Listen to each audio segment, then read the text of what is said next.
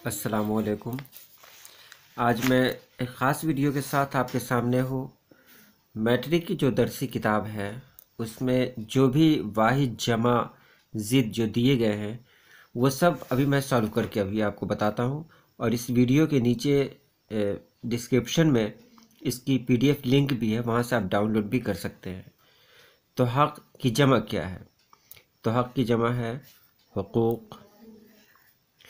फ़न की जमा क्या है? फ़न की जमा है फ़ुनून। उसके बाद कब्र की जमा क्या है? कब्र की जमा है क़ुबूर।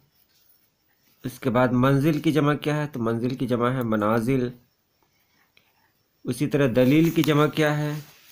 तो दलील की जमा है दलाइल। और वली की जमा क्या है? वली की जमा है औलिया। उम्मत की जमा क्या है? उम्मत की जमा है उमम। शख्स की जमा क्या है? शख्स की जमा है अशख़ास। इसी तरह अदब की जमा क्या है? अदब की जमा आदाब। उसके बाद सिन्फ़ की जमा क्या है? सिन्फ़ की जमा है असनाफ़। हकीकत की जमा क्या है? हकीकत की जमा है हक़ाइक़। इसी तरह अंसर की जमा क्या है? अनासिर। हिस्सा की जमा क्या है? हिस्सा की जमा है हिस्सस। कैफ़ियत की जमा क्या है? कैफ़ियत की जमा है कैफ़ियात। कैफ़ियात। तख़य्युल की जमा क्या है? तख़य्युल की जमा है तख़य्युलात।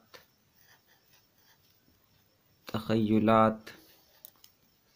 उसके बाद गैर की जमा क्या है? गैर की जमा दो होती है, एक है अग़ियार, एक ही रहने दे, अग़ियार रहने दे, गयूर भी होती है। बाब की जमा है अबवाब। चलिए और भी है यहाँ। दलील की जमा क्या है? दलील की जमा है दलाइल। देखिए आपके कहने के मुताबिक बहुत साफ तरह से लिख रहा हूँ, इसको मतलब बहुत नज़दीक से दिखा भी रहा हूँ। शख्स की जमा पहले भी एक बार लिख चुका हूँ मैं, अशख़ास। मकसद की जमा मकासिद। उसके बाद दिन की जमा, दिन उर्दू लफ्ज़ है इसलिए दिन की जमा दिनों ही है। फलक की जमा है अफलाक। बारिशें, बारिश की जमा क्या है? मैंने ये लिख दिया। तो बारिश की जमा, ये उर्दू लफ्ज़ है, तो बारिश की जमा बारिशें, बारिशों, कुछ भी लिख सकते हैं, मैं बारिशों लिख देता हूँ। शहीद की जमा शोहदा। और रात की जमा ये भी उर्दू है, तो रातें। जान लें उर्दू जो भी अल्फाज हैं उसकी जमा बस रातें, ज़मीनों, आसमानों, इस तरह बनती, इसी तरह इसकी जमा है। जो दूसरी ज़बान के जो अल्फाज आए हुए हैं जैसे शहीद का शोहदा, ये सब दूसरी ज़बान के, इसलिए उनको बनाने का तरीका अलग होता है। मुहावरों के मानी लिखें, ये सफ़ा नंबर 112 पर लिखा हुआ है। ज़ेरो ज़बर होना मतलब क्या होता है? ज़ेरो ज़बर होने का मतलब होता है मिल जाना। मिल जाना, घुल मिल जाना, इसका मतलब ये होता है घुल मिल जाना। आँख दिखाने का मतलब होता है कि धमकी देना। आँख दिखाने का मतलब धमकी देना। इसी तरह अगर बात करूँ हथेली पर सरसों जमाना, इसका होता है नामुमकिन, नामुमकिन काम को करना। करना, हथेली पर सरसों जमाना, नामुमकिन काम को करना। तो ये हुआ, ये आपने देख लिया जमा के बारे में। अब जो अगला है वो मैं यहाँ से देखता हूँ ज़िद पर। पहले ज़िद पर की बात हो जाए, उसके बाद फिर मैं आगे की तरफ बढ़ूँगा। ज़िद को अंग्रेज़ी में क्या कहते हैं सभी लोग जानते हैं। ज़िद को अंग्रेज़ी में कहते हैं अपोजिट। ज़िद को अंग्रेज़ी में कहते हैं अपोजिट। जिस्म की ज़िद है यानी उल्टा क्या है? तो रूह। दुनिया की ज़िद क्या है? आखिरत। हक़ की ज़िद क्या है? बातिल।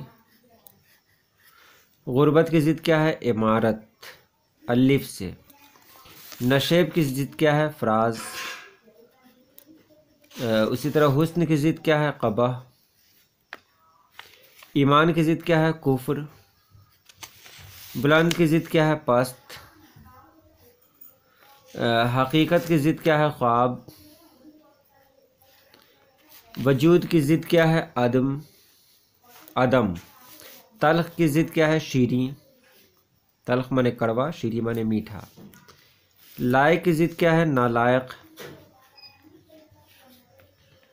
इसी तरह बहुत है इसमें। यहाँ पर देखें आप, ज़िंदगी की ज़िद क्या है? तो ज़िंदगी की ज़िद है मौत।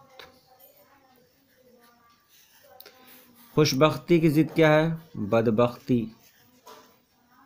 इसी तरह करीब की ज़िद क्या है? दूर या बईद, कुछ भी कर सकते हैं, बईद या दूर दोनों हो सकता है। मुमकिन की ज़िद क्या है? नामुमकिन। शुरू की ज़िद क्या है? आखिर। गरीब की ज़िद क्या है? जानते ही होंगे आप, गरीब की ज़िद क्या है? अमीर।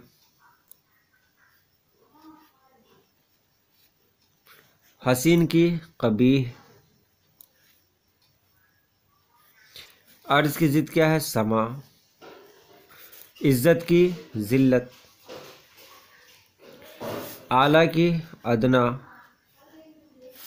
हक़ की बातिल। जुल्म की करम। कसरत की कसरत क़िल्लत। और ज़या की सूद।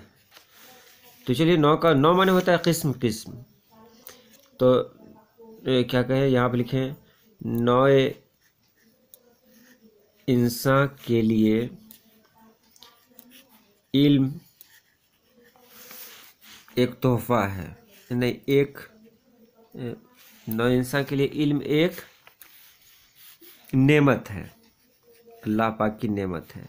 ये बना दिया। नौ माने भांत भांत, यानी तरह तरह के लोग। किस्म माने तरह। करें, यह अलग किस्म का फल है। अगर जिद कहें कि वह अपनी जिद पर अड़ा रहा। बुखार, अहमद को बुखार है। ज़ाब्ता, यहाँ का ज़ाब्ता बेहतर है। इसी तरह लफ्ज़, इस किताब का हर लफ्ज़ सच्चा है। कुरान पाक के हवाले से बात कर रहा हूँ मैं। अदब, बड़ों का अदब करो, बड़ों का अदब करो। अब देखिए, साबका लाक, आप जानते हैं मुरक्कब लफ्ज़ में साबका कहते हैं पहले वाले लफ्ज़ को, पहले वाले लफ्ज़ को, साबका लाका कहते हैं लास्ट वाले को। तो अब दोनों का मानी एक हो जाना चाहिए। जैसे मंद लगा हुआ है, मैंने यहाँ पर अगर लिख दिया अक़ल, साबका का इस्तेमाल कर दिया, मंद लगा हुआ है, तो यहाँ पर एक नया लफ्ज़ बन सकता है जिसको हम लोग कह सकते हैं अक़लमंद। इसी तरह यहाँ कार लगा हुआ है, अगर मैं यहाँ पर कोई लफ्ज़ लगा दूँ, बेकार भी हो सकता है, कलाकार भी हो सकता है, अदाकार भी हो सकता है, सरकार भी हो सकता है। तो क्या क्या इसमें लगाया जाए? अदा लगा देते हैं, अच्छा रहेगा। अदाकार, अदाकार हो गया। अगर ज़ार लगा हुआ है तो यहाँ पे क्या लगाएंगे? कुछ भी लगाएंगे, गुलजार लगा सकते हैं, बेजार लगा सकते हैं। तो ये हो गया गुलजार, यानी गुलशन। इधर देखिए बे लगा हुआ है, तो इधर क्या लगाएंगे? तो इधर क्या, कोई ऐसा लफ्ज़ बताइए जिसमें बे लगा हुआ हो। बे, यहाँ पर कार लगा देंगे, आसान तरीके से बता रहे हैं। बेकार, दोनों का मानी होना चाहिए, ये याद रखिए। बे का भी मानी होना चाहिए, कार का भी मानी होना चाहिए, गुल का भी मानी, जार का, यानी इधर का भी अलग मानी होना चाहिए, इधर का भी अलग मानी होना चाहिए। ये इसके लिए शर्त है साबका लाका के लिए। यहाँ अहल लगा हुआ है, यहाँ पर इल्म लगा देते हैं या अदब लगा देते हैं, कुछ भी, अहले इल्म या अहले अदब, तो ये हो गया अहले इल्म, ये बन गया आपका साबका लाका। चलिए अब जो आता है जो बहुत ख़ास है इसके लिए, वो ये है कि इस्म के बारे में बताया गया कि इस्म क्या है। तो इस्म क्या है, इस्म को अंग्रेज़ी में कहते हैं नाउन, हिंदी में कहते हैं संज्ञा। तो आप समझ ही गए, किसी भी चीज़, जगह, आदमी वगैरह के नाम को इस्म कहते हैं, जैसे आदमी, पटना, कुर्सी, चाय, कलम वगैरह, इस्म कहते हैं नाउन को। नाउन के बारे में आप तो जान ही गए। इसी को हिंदी में संज्ञा कहते हैं, जो आपकी किताब में दिया हुआ है। इस्म की किस्में कितनी हैं? तो इस्म की 2 किस्में हैं, एक है इसमें नकरा और दूसरी है इसमें मारफा। तो यहाँ पर देख लें, इसमें नकरा वो इसमें है जिसको अंग्रेज़ी में कॉमन नाउन कहते हैं, हिंदी में जातिवाचक कहते हैं। तो इसमें नकरा वह इसम है, छूट गया यहाँ पर लिखना, वह इसम है जिससे किसी एक का नाम लेने पर पूरी ज़ात का इल्म हो, जैसे कुत्ता, आदमी वगैरह। यानी इसमें नकरा को हिंदी में कहते हैं जातिवाचक, जिससे एक का नाम लेने से पूरी जाति का भाव पता चले, या जिससे एक का नाम लेने से पूरी ज़ात का इल्म हो, उसको इसमें नकरा कहते हैं। जैसे मैं कहूँ कुत्ता भौंकता है, तो पता चलेगा कि दुनिया के सारे कुत्ते भौंकते हैं। गाय दूध देती है, तो गाय, सारी दुनिया के बारे में बात हो गई। तो एक का नाम लिया मैंने, गाय दूध देती है, तो पूरी ज़ात का इल्म हो जाता है, उसी को कहते हैं इसमें नकरा। और दूसरा है इसमें मारफा, इसको अंग्रेज़ी में कहते हैं प्रॉपर नाउन और हिंदी में कहते हैं व्यक्तिवाचक संज्ञा। इसमें मारफा वो इसम है, इसमें भी छूट गया, कमाल है, वह इसम है जिससे किसी ख़ास आदमी, जगह या किसी चीज़ का इल्म हो, जैसे अहमद, मुजफ्फरपुर वगैरह।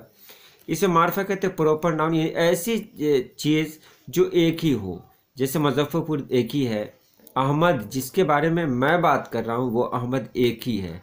नाम 75 लोगों का होगा, नाम हज़ारों का हो सकता है, लेकिन जिसके बारे में आदमी बात कर रहा है वो अहमद दुनिया में कहीं ना कहीं एक ही होगा।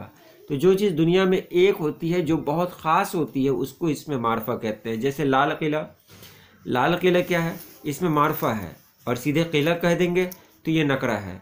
महल कह दें तो महल इसमें नकरा है, और कहें ताजमहल तो ये इसमें मारफा है। उम्मीद है ये आपको वीडियो अच्छी लगी होगी, क्योंकि इसमें आपकी ज़रूरत के मुताबिक जो भी चीज़ें हैं वो सब बता दिए गए हैं, और इसका PDF भी डाल दिया जा रहा है। तो चलिए आज के लिए इतना ही। अल्लाह पाक आप लोगों को खुश रखे, आबाद रखे। अल्लाह हाफिज़।